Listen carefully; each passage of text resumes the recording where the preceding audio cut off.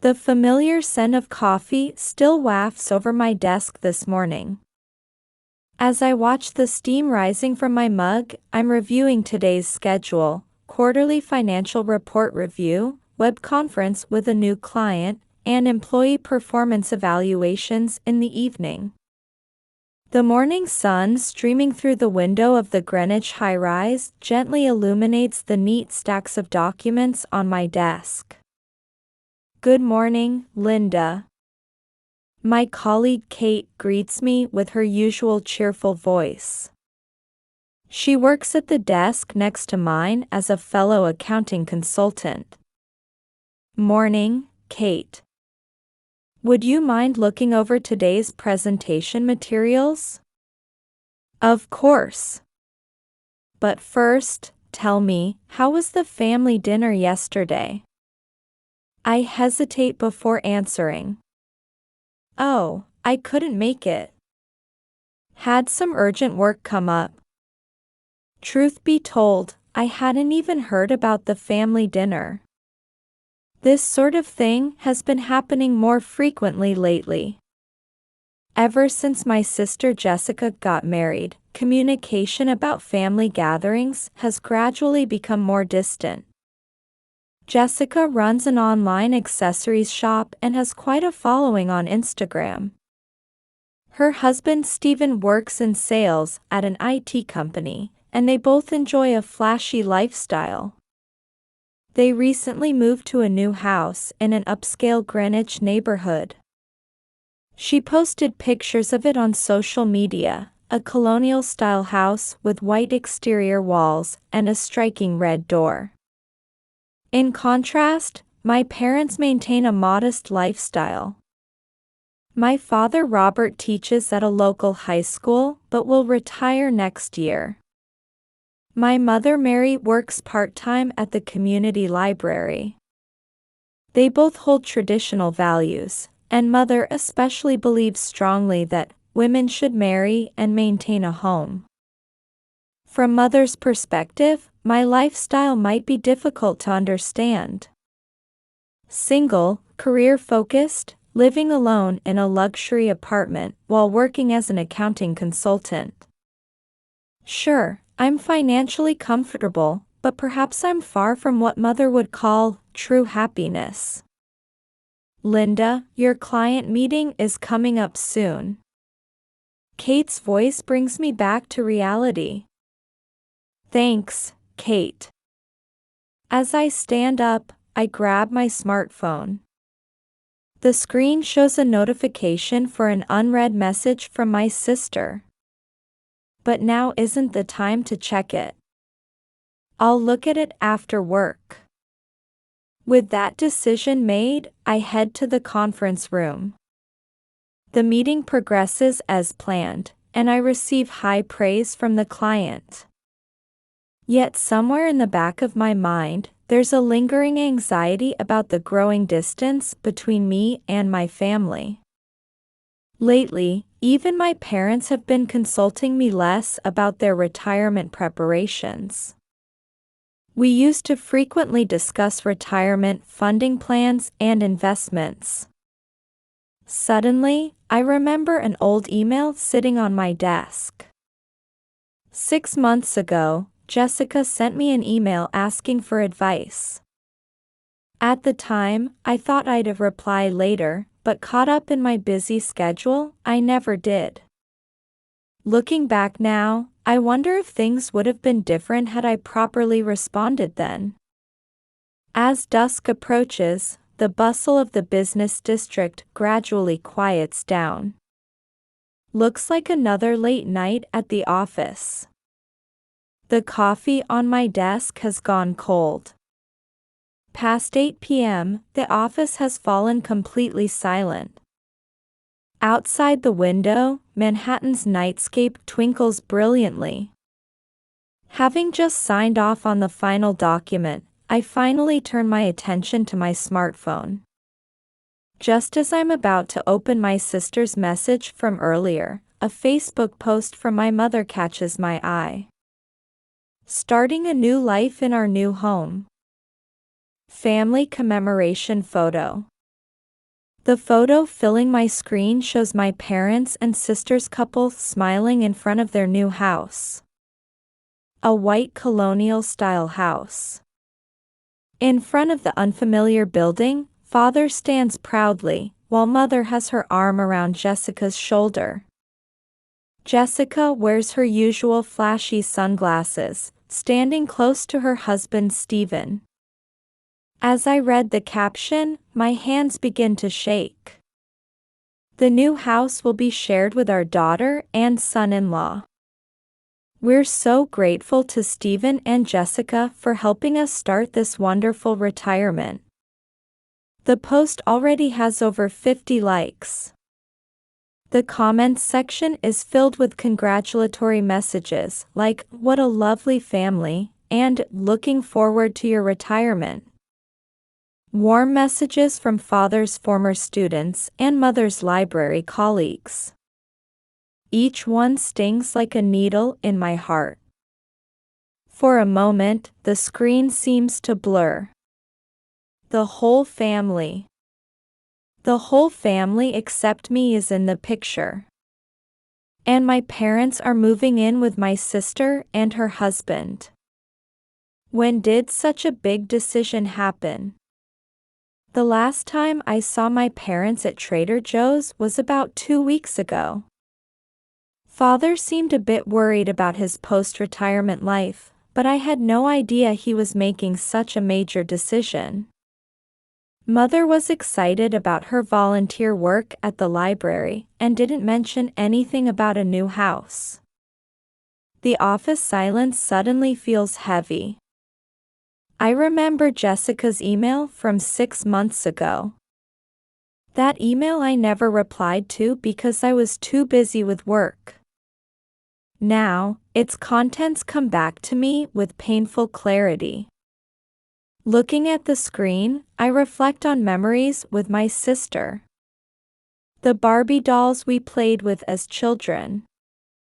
The big fight we had in high school when she used my makeup without permission. The celebration dinner at the Cheesecake Factory when I got my first job after college.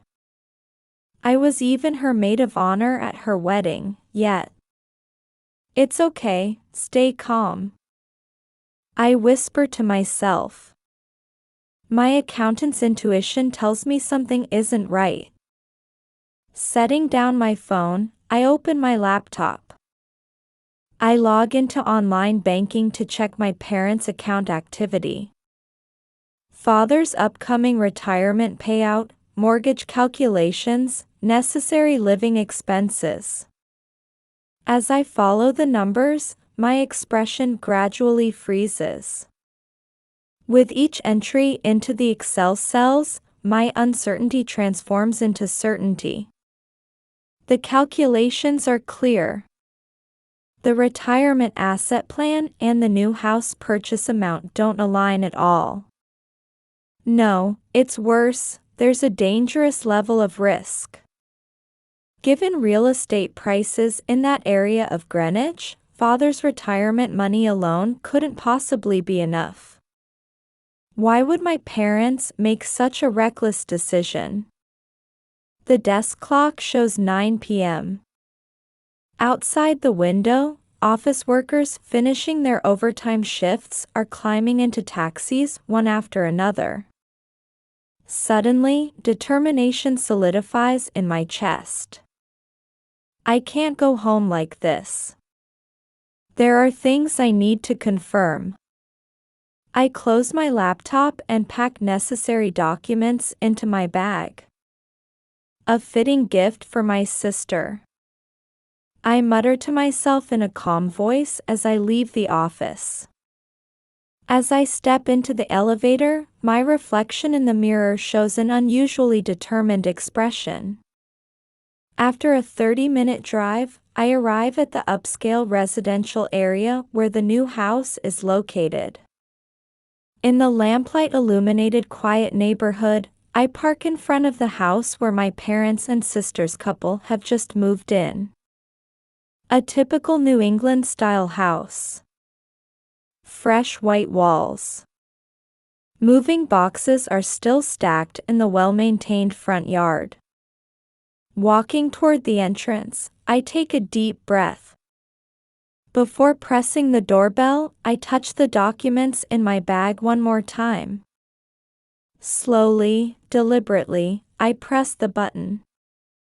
After a moment, the sound of the door opening. There stand my family members, their expressions frozen at the sight of me. Father loses his usual gentle expression, and Mother instinctively covers her mouth with her hand. My sister is clearly unable to hide her agitation, while Stephen stands beside her, face pale. "I'm here to congratulate you." As I announce this in a controlled, calm voice, I can see the blood drain from my parents and the couple's faces. Especially my brother-in-law Stephen's expression turns remarkably pale. I notice his hands trembling slightly. "Oh, Linda." Mother squeezes out words in a shaking voice. Her voice contains a level of disturbance I've never heard before. "We need to talk." I continue speaking quietly while taking documents from my bag. "All of us, at length."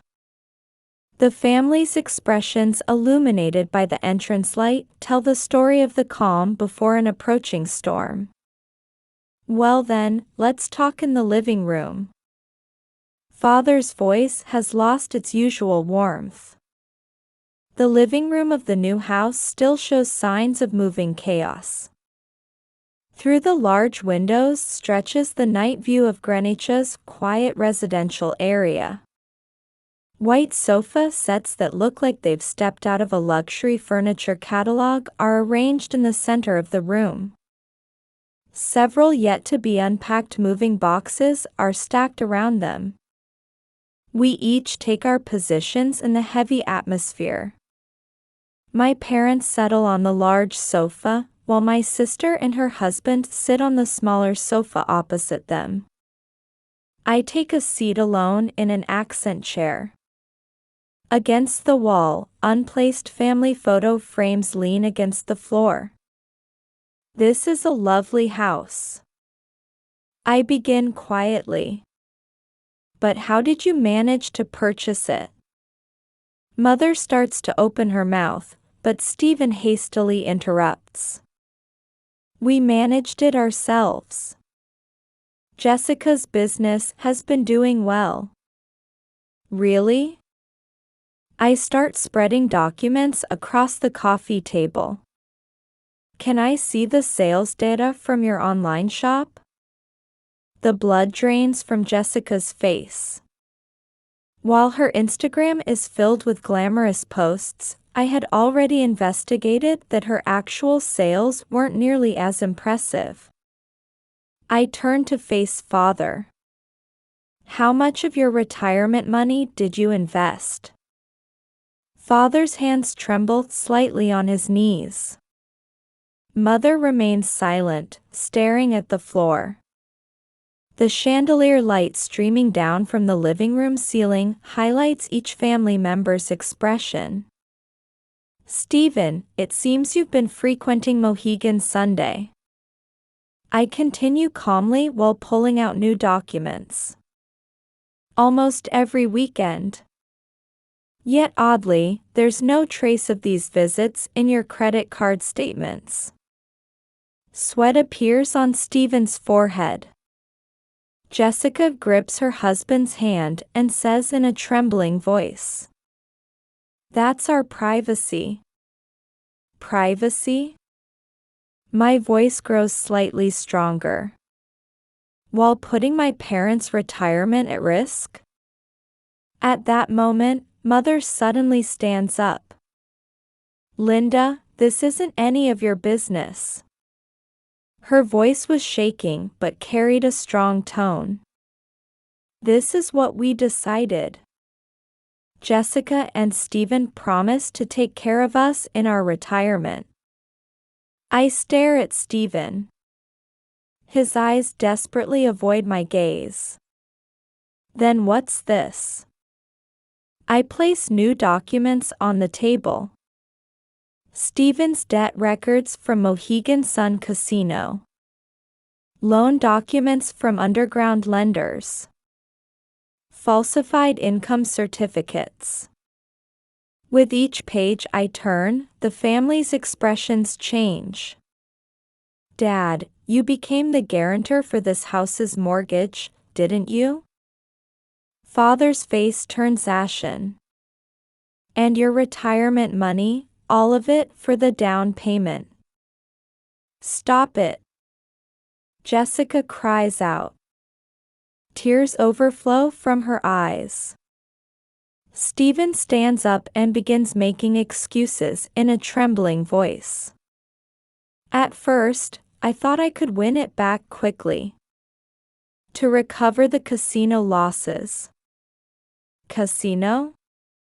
Mother's voice cracks. Steven, you. At that moment, Father quietly stands up. For the first time, an expression of anger appears on his usually mild face. You used my retirement money for gambling? The living room air freezes. The chandelier light illuminates the evidence of debt spread across the table. Mother sits back down, covering her face with both hands.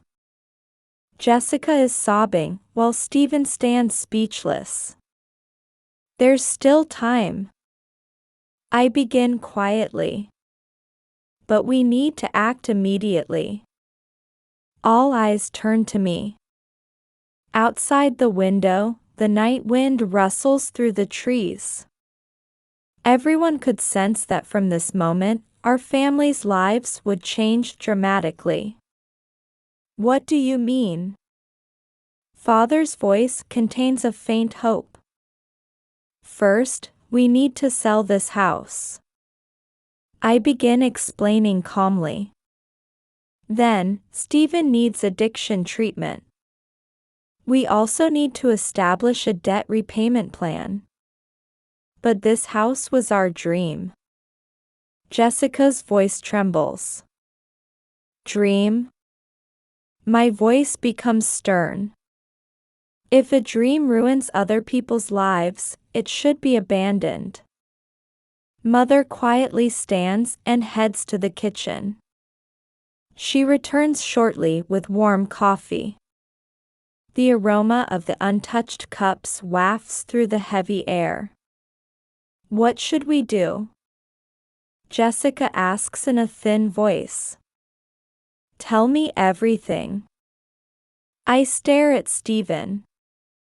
The total amount of debt, what it was used for, everything. Hold nothing back. Even past 1 a.m., the living room lights remain on. The coffee cups on the table have been replaced several times, and Mother continues silently arranging cookies on plates. The untouched mountain of sweets tells the story of the family's heavy silence. A year has passed since then. In a quiet residential area of Stratford stands a modest single-family home. Roses that Father tenderly cultivated bloom proudly in the early summer sunshine. Fresh herb fragrances waft from Mother's small vegetable garden. On a Sunday afternoon, I stand at my parents' new home's entrance. In my hands, an apple pie from Costco. Linda, I'm so glad you came. Mother greets me with a smile. Her expression no longer shows the shadows of anxiety from a year ago. Jessica is already in the living room. Chocolate cookies she baked are arranged on the table. Without her previous flashy accessories, my sister in a simple dress looks somehow more mature. Big sis, look at this. Jessica excitedly shows me her tablet. It displays her new online shop screen. Though less flashy than before, it shows steady sales graphs. That's wonderful. I respond with a genuine smile. The marketing plan is working well, isn't it? Yes, I don't take on unrealistic orders anymore. Just what I can manage reliably. And she continues, seeming slightly embarrassed. Starting this month, I've begun studying accounting part-time. Mother exclaims joyfully. Why didn't you tell us? I might not be as good as you, big sis. Jessica looks at me. But I want to become someone who properly understands numbers. Father brings coffee from the kitchen. Post-retirement life has restored his peaceful expression. He says he teaches math at a local cram school 3 days a week. How's Steven? When I ask, Jessica's expression clouds slightly. He's still continuing treatment. 2 meetings a week. His new workplace has an understanding boss. She takes a small breath. Life in a small apartment is challenging, but I think our relationship is better than before. Indeed, much has changed since then. The Greenwich house sold for an unexpected $980,000. The difference helped recover part of Father's retirement money and purchase the Stratford house. The remainder went toward debt repayment. Stephen left his IT company job and switched to a lower-paying but stable administrative position with the local government. He's earnestly following the gambling addiction treatment program, and his counselor reports good progress.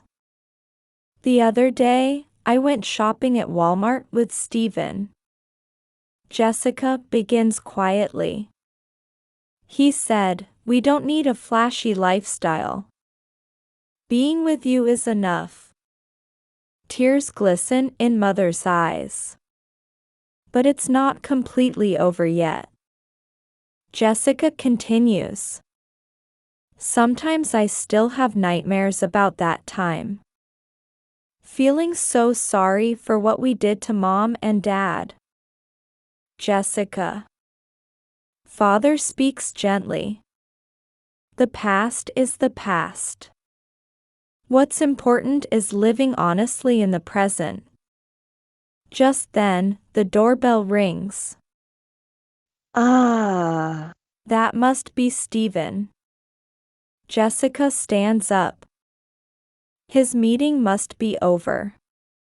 The quiet conversation of the couple can be heard from the entrance. Though less flashy than before, a genuine trust has sprouted between them.